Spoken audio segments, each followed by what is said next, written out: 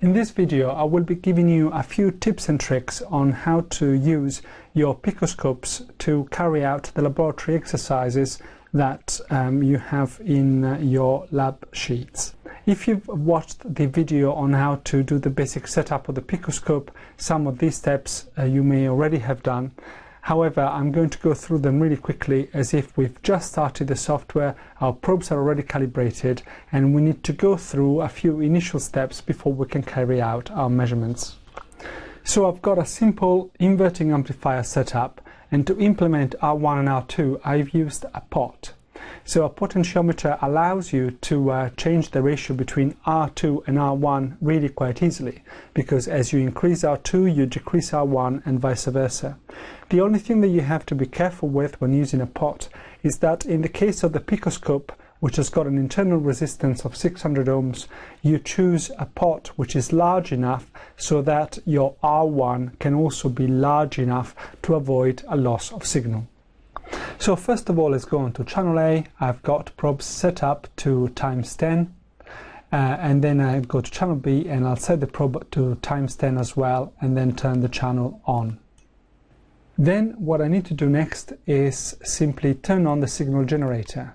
So I just click on the respective icon, tick signal on, choose a signal which is a sine wave, and then you can see that things are a bit of a mess at the moment. So what I need to do here is simply select a trigger down here.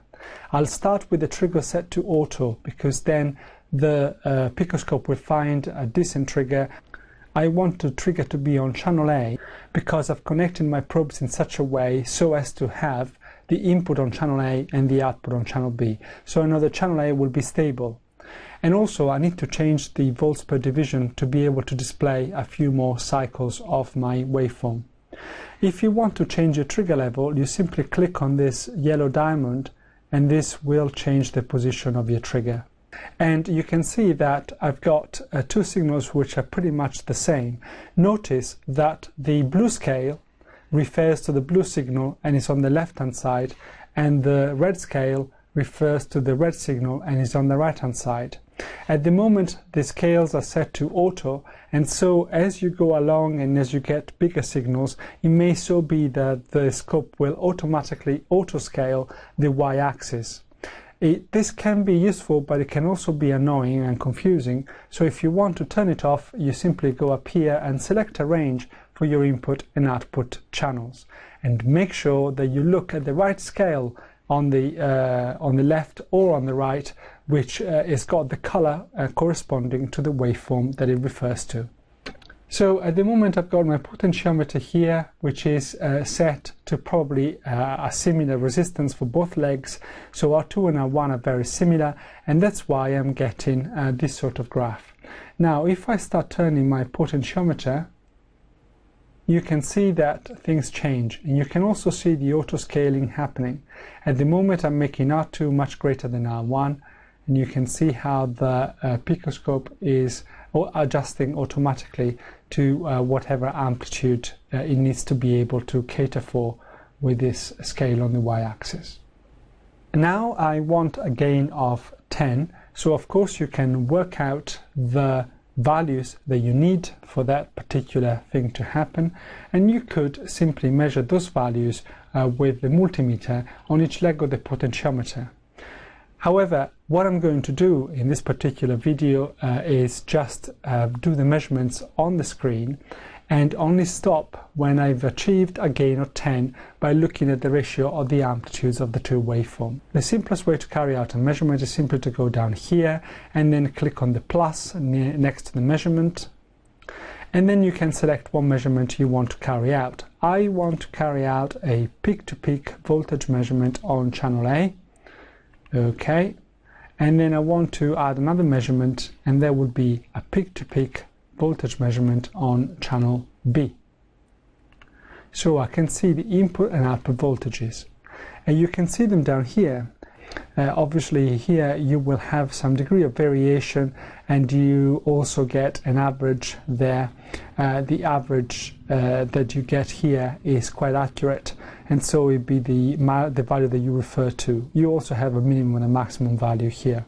So what I want is to have a voltage at the output which is 10 times greater than the voltage at the input. Notice that there is a little bit of a problem with that, because at the moment my input voltage is set to about 2 volts peak to peak, and to get an output voltage which is 10 times greater, I'd have to have 20 volts peak to peak. But I only have 2 batteries there, and the overall voltage that the two 9-volt batteries can give me is 18 volts. So what I need to do is to change the amplitude of my input signal so as to make sure that I can achieve the output voltage that I want with a gain of 10 without ending up saturating the amplifier. So now you can see that the peak-to-peak voltage is about 970 millivolts, and what I need to have is an output voltage which is 10 times greater, that is to say around 9.7 volts. So I can yet again turn my pot until such a time when I achieve an output voltage of about 9.7 volts. So notice now the two waveforms look absolutely identical, but this is because you've got different scales on the left hand side and on the right hand side. If I wanted to set the scales to be exactly identical, I could do that. I would simply set this one to be somewhere between plus and minus 10, and this one to be between plus and minus 10 as well. And now you can see that one is 10 times greater than the other. Of course, the trigger here has gone a little bit fuzzy now because I've decreased the scale. So if I wanted to, I could simply change the trigger to go on to channel B and achieve a much more stable waveform. So now we've achieved our gain, which is roughly 10, and we can have a look with the multimeter at the values of the resistances on each leg of the pot to work out whether this ties in with our theoretical prediction. So what I'm going to do now is simply disconnect the batteries from my circuit so I can just work out what the resistance is for each leg of the potentiometer.